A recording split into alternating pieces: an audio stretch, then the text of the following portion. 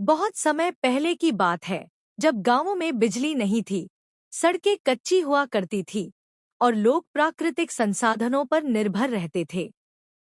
ऐसे ही एक सुंदर गांव नंदनपुर में एक गरीब किसान माधव अपने परिवार के साथ रहता था। उसका 7 साल का बेटा कृष्णा बेहद चंचल और बुद्धिमान था, लेकिन वह जन्म से ही कमजोर था, जिस वजह से उसकी माँ गौरी हमेशा चिंतित रहती थी। माधव के पास खेती के लिए बहुत कम जमीन थी और जो भी वह उगाता उससे घर का खर्च मुश्किल से चलता। लेकिन कृष्णा को एक बात सबसे ज्यादा पसंद थी, गांव के बाहर स्थित एक विशाल पुराना पेड़ जो किसी रहस्य से भरा हुआ लगता था।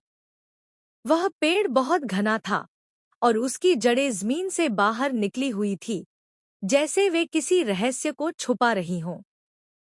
गांव के लोग कहते थे कि वह एक जादुई पेड़ है, लेकिन किसी ने कभी इसकी सच्चाई नहीं जानी।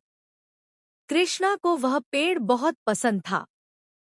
वह रोज के नीचे बैठता और उससे बातें करता, जैसे वह कोई जीवित प्राणी हो। एक दिन जब वह पेड़ के नीचे बैठा, तो उसे लगा कि पेड़ की शाखाएं हल्की हल्की हिल रही हैं, जबकि हवा भी नहीं चल रही थी।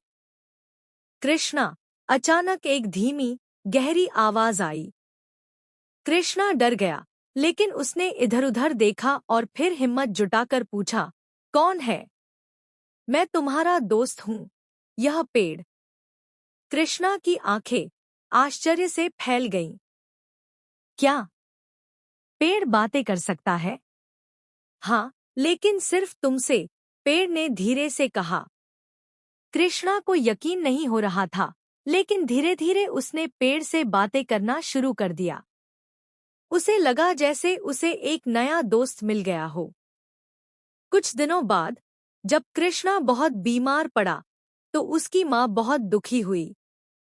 गांव के वैद्य ने कहा कि उसकी कमजोरी के कारण उसका बचना मुश्किल है।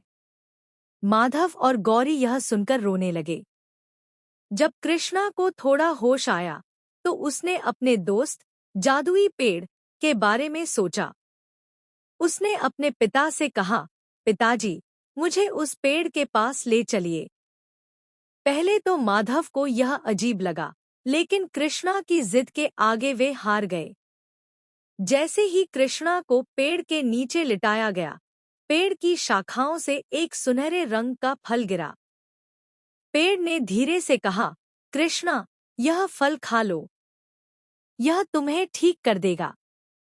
माधव ने उस फल को उठाया और कृष्णा को खिला दिया। जैसे ही उस खाया, उसकी आंखों में चमक आ गई। कुछ ही घंटों में वह पूरी तरह ठीक हो गया।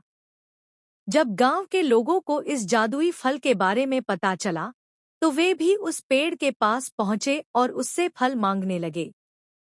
कुछ लोग लालची थे। पेड़ ने धीरे से कहा, जो जरूरतमंद होगा, उसे मैं खुद फल दूंगा, लेकिन जो लालच करेगा, उसे कुछ नहीं मिलेगा। कुछ लोगों ने पेड़ की बात को नहीं माना और जब अचानक हवा तेज हो गई और आकाश में बादल छा गए। बिजली कड़की और जोरदार तूफान आ गया। लोग डर भागने लगे। तभी कृष्णा ने पेड़ के तने को छूकर कहा, कृपया शांत हो जाइए। वे लोग अब दोबारा ऐसा नहीं करेंगे। पेड़ ने धीरे-धीरे अपनी शक्ति को शांत किया। गांव वालों ने कृष्णा से माफी मांगी और वादा किया कि वे अब कभी पेड़ को नुकसान नहीं पहुंचाएंगे।